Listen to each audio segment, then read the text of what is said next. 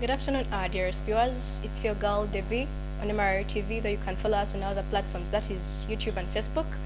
Today we are going to discuss about a very good topic, actually an interesting topic. But before we start, I have here a group of discussants who should actually introduce themselves to you. Starting with them. My name is Kawes Frank.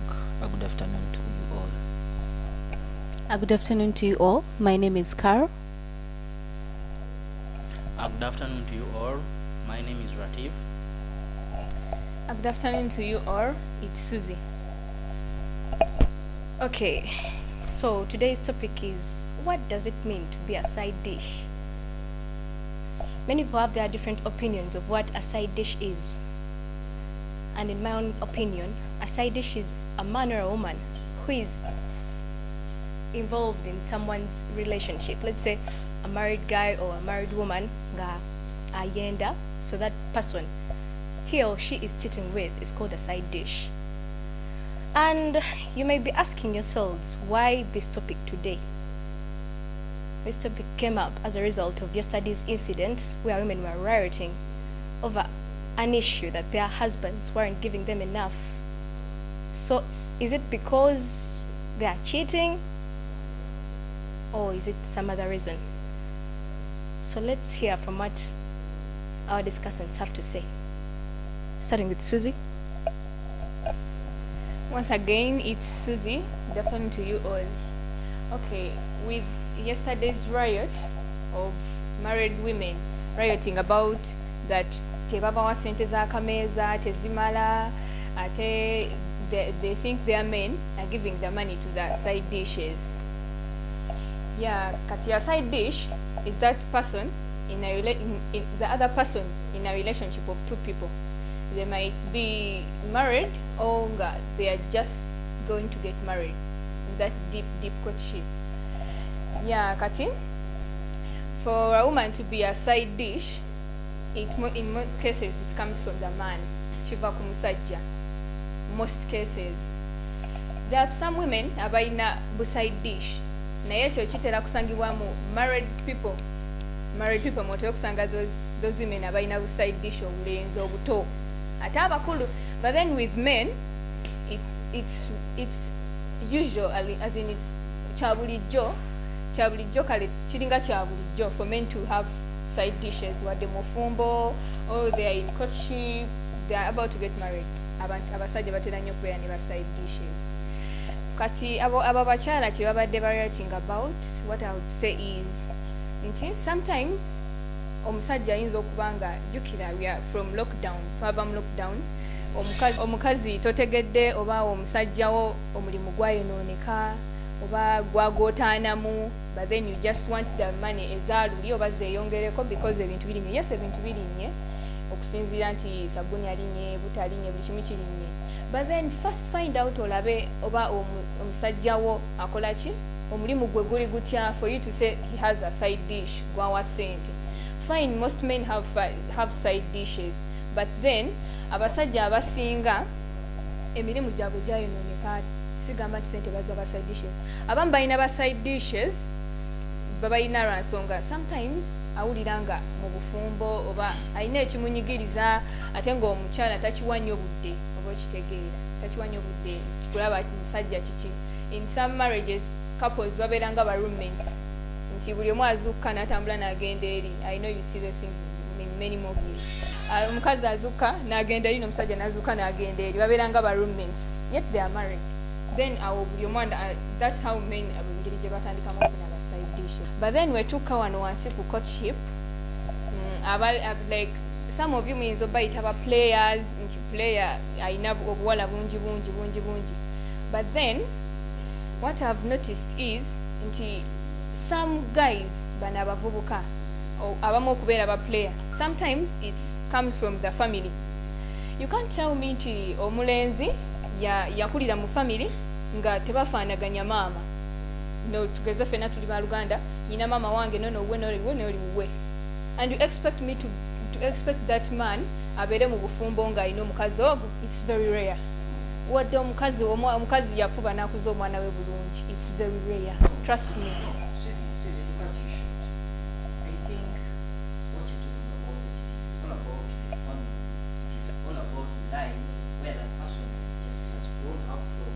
it's not a point.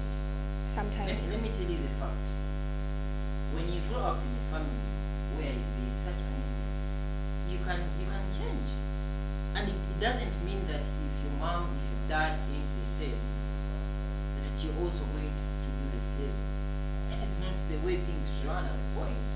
You know, you just have to change. It depends on you, by the way. Let me tell you something. That thing depends on you. Do you want it or you don't? And it is not about family. It depends on the number of people you move with, even not the number, the kind of people you move with. Tell me, do those people who take weed, I'm giving you an example, do those people who take weed, does it mean that the mom and dad take weed? Does it mean that the line where they come from, they do take weed? That's not the point. Okay, Frank, let me cut you short. Do you know where they say charity begins at home? I'm not saying, I know in some stuff, but in most cases, where a person omuntu jakulidde playing like 80% of chagenda okubeera. Trust me, Frank. Not all times. I know, not all times, but playing 80%. Tell me, yes, if you wanted to play 80%, tell me, do those girls who come at campus, they put on mini skirts, they put on tight pants, does it mean that in their line, in their families, they do put on such? No, those people do change. I believe those people do change because of the society where they are right now. If I'm in a society and like you girls, you're my friend, he is my friend, then people turn up and be like, you know what? Yes, we have to be players. You play girls day and day, you play boys day and day. You know, do you expect me to stay in the same line? I won't. But remember that at home we are not players. You know, we are that kind of family whereby we go down, we praise God, we say that, you know what, cheating on someone is a sin. But when I come here, then I find you and you're my colleagues. I don't want to coin. I want to be down to earth. Then I show you that, you know what, Frank is calm. I have to do what you do. That's the point. Yeah. If someone cheating depends on the number, it depends on the kind of people that he or she wants with. And calling it a side chick, you know, how have you termed the word side dish? You just have to look at the core. Where does it start from? Where did it start from? And where will it end? It is you to end it. It is not anyone else to end it. That's the point. Okay, Frank. When kugambidde nti charity begins at home, ewaka wa playing 80% mu bulamu bw'omuntu. Then that 20% gye nkugambye omuntu kisinzira ku ye emikwano gyafuna mu bulamu ng'atambula ng'akula, then neye kyali ye ng'omuntu oba okitegeera. Because most of the girls bogambye abajja ku campus, they start putting on mini skirts, what. Buli omu bw'abajja ku campus aba ne perspective eye about campus. You understand?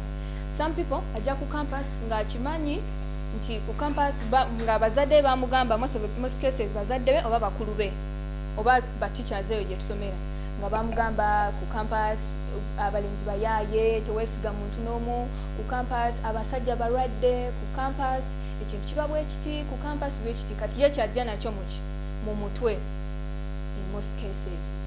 That's why I told you charity begins at home.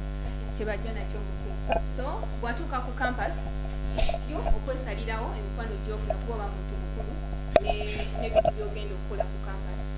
That's what I'm telling you. If you decide to be a side chick of someone, go to money already, I know where you want to be a side chick, that means go have a side. Okay, thank you, Susie. So we're going to our next discussant. Let him tell us what he thinks, his opinion about what it really means to be a side dish. Here you go. Once again, good afternoon. Nze kyendowooza okubeera side dish siga nti buli omu ayagala okubeera side dish, okitegeera si nti buli omuntu ayagala side dish. Kitegeeza okubeera omuntu owookubiri. Kangeza abantu abamu baagalana, they are in a relationship, nti oba mufumba alina omukyala ali ewaka naye ate n'afunayo omukyala ow'ebbali, eyo yaba side dish. Naye lwakuba question gye baleese sigijjukira bulungi, badde nsaba oginziire mu question yabadde etya? What does it mean to be a side dish? what does it mean to be a side dish? Yes, please. Kitegeeza okubeera omwagalwa w'omuntu naye ng'oli wakubiri nga you're not the main person oba nga oba nkyogere ntya nga si ggwe wankizo nga gw'oliwo ebbali oba nga bakweyambisa bweyambisa mu ngeri bwetyo naye nga ne mu bantu gwe tebayinza kujjayo that you know what, this is my girlfriend or this is my wife.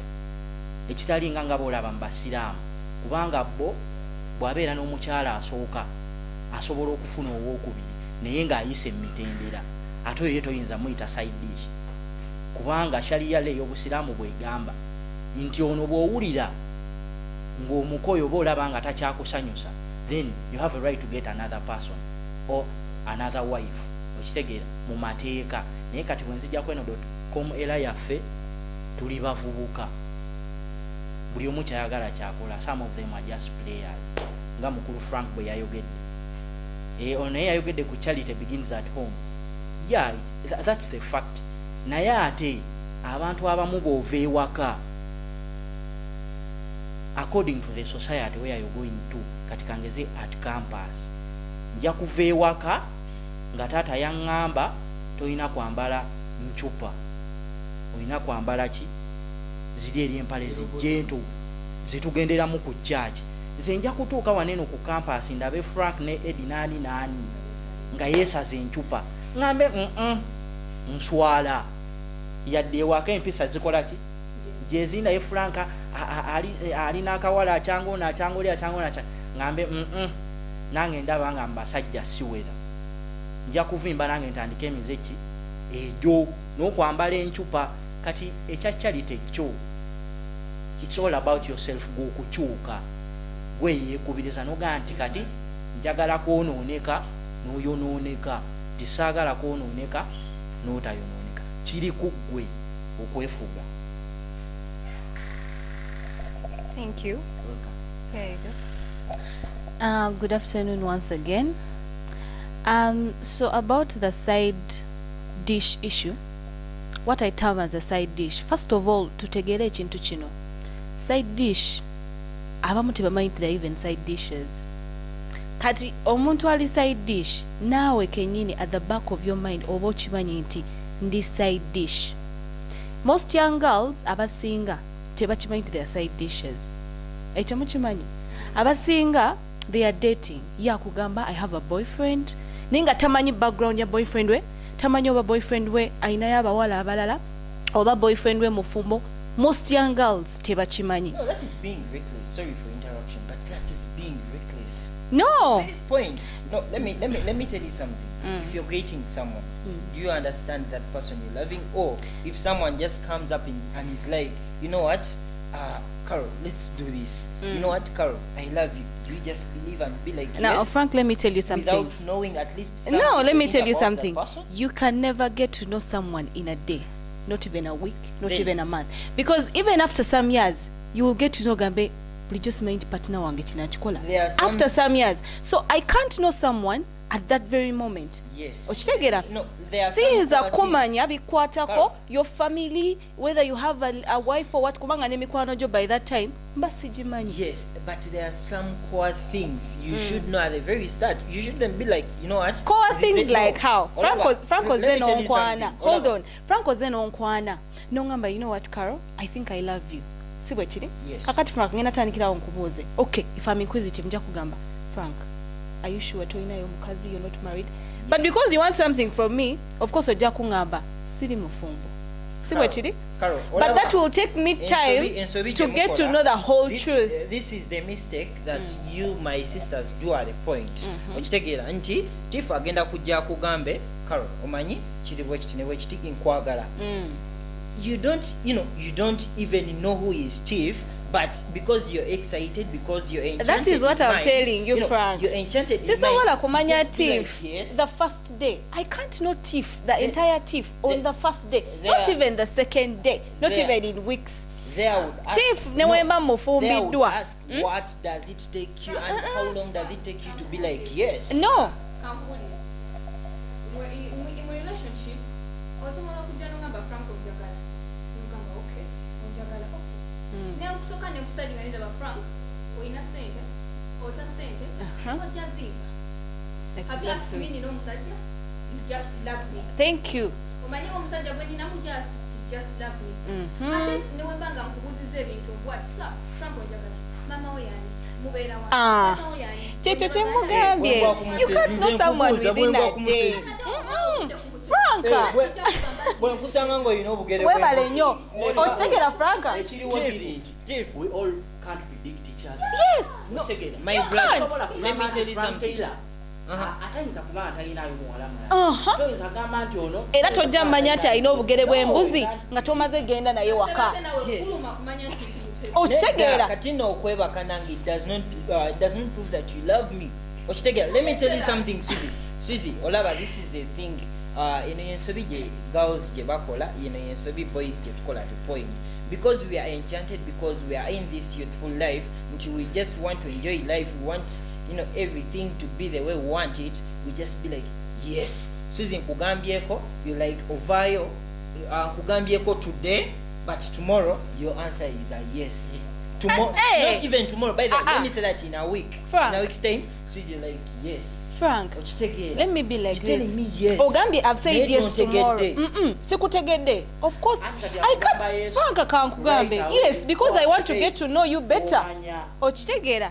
I want to know, yes. Njagala kumanya Frank yani. Mukkiriza musembeza njagala kumanya Franka tosobola kunzikiriza embeera n'otegeera nga ndi mukwano. sitasobola nze saabeere ngamba ha Frank oyo anjagala simanyi oba ogenda kujja onkwani fine wabeera abantu ng'alaga omuntu nti amwagala simanyi oba ogenda kujja onkwani saakukera nenonyiza Franka yani mama yani tata we yani okulinda ojja onkwani bw'otankwani. No, that should so happen, ekyokunoonyerezaako oba nze okunoonyerezaako, that should so happen after I approaching you, then I tell you what I feel about you. Yes. Not after you saying yes. Ye ensobi gye mukola. No, be like, why don't you put me on pending? Era obeera ku- don't you leave me in I a put pending you on situation? pending. Then you leave me there. No, let's Frank. try to give it some time. Let me tell him It's not something. a yes. Frank, I put you on pending. Ng'onzikiriza. Okugamba yes, wulira. Abantu abasinga, this is the So you perspective shouldn't they blame have. yourself No, nti today okweri this is the point, perspective they tugambe, have. She's blaming herself Frank. because afuse side chick. Frank, most cases omuwala ngenda okukkiriza because I want to get you close, I want to know you better, right? But in most cases today abantu abasinga gwe kyogamba nkuteeke ku pending, singa you have sex with me, then I can consider nti Frank mukkiriza at a first rate, maybe onkwanye yesterday, I've told you yes today and you've had sex with me the following day. Awomba mpapye mba sikutadde ku pending. But when I say yes to you today, oba ngambe today nga wankwanye yesterday, then I'm bringing you closer to get to know you better. Then that is going to lead to a situation whereby you're going to hurt me. I'm not wait, give me some little time. I'm not getting what I expected. At least you rather tell me, you know what, Frank, let's give it some time. That's the Wait. time I'm getting to know Yes. you better. That is the time you're talking about. But remember, you gave me the answer as a yes. I approached you nekugamba, you know what, Suzy, tukole kino na kino na kino. I love you. I expressed myself how I Kakati feel about Frank, you. Then you came up with a ekizibu resolution. ekiriwo kiri bwe kiti. Yes. Nedda, ekizibu Why don't you ekiriwo. put me on pending? No number. You know what? The answer is Frank, not what a do you yes mean by at me this hurting point. you? Let me ask you something. No, the answer is not a yes. Him on pending. No. Kati owulira. No, this is what I'm Saying trying yes to right make. away. This is what I'm trying to Nze make. nange akugambye nti nkwagala kijja kuntiisa, nja kutandika okulowooza amangu ago nakukwanya ejjo. No. Then today you say yes. Kikino kye Nja mbagamba. kutandika okutya ngambe otunuulira waleti yange. No, kasiku kyegamba kikino nti bwe nsanga Suzy nekugamba nkwagala, ate tonzikirizawo mu 1 week. omanyi kyobadde nange nkwagala Nedda. Okay. You're right. Let me conclude this. No, let me conclude my view about the side chick issue. Nze kyenyiza okugamba abantu bonna abali eyo, ekisooka manya gy'ogwa. If you're dating a married man, know that you're a side chick. But there are some innocent girls bambi abatachimanyi they are side chicks. They're dating someone naye tachimanyi nti mufumbo. Then there's some people nga ye side chick, but exactly. I get the care, I get everything. Yes. So abasinga nedda abasinga no Frank kiri bwe kityo omusajja ajja kuja approaching soka ulye Frank no ekintu kiri bwe kiti, you're going to come and approach me. If you're too honest with me ojja kuŋŋamba you're married, I'll be like okay, so it will be up to me ngamba okay omusajja mufumbo, I don't care, you know, then I say I consent to the what, to the relationship.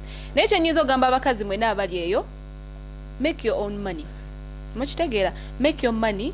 Abasajja nabo baagala abakazi abeekoleddewo kasente kaabwe. So make money instead of arguing nachi, make your own money. Now ofune obeere ng'olina woyimiridde. Abakazi batuufu okukola sente zaabwe naye gye buva ne gye bulaga omukyala yeetaaga omusajja ate tojja kujjonkwani. Mbasaagala onninnyirire so abavubuka abamu bashuga mami babeerayo naye ate era tekijja kugaana era ne bonaafuna ssente you have to be obedient to me, you have to be polite because I'm a man. Okay. Thank you, Carol. As you can see, the arguments are woo, fire. You can't predict. People have their different opinions of what they think a side dish means. So let's hear from our last discussant, Frank.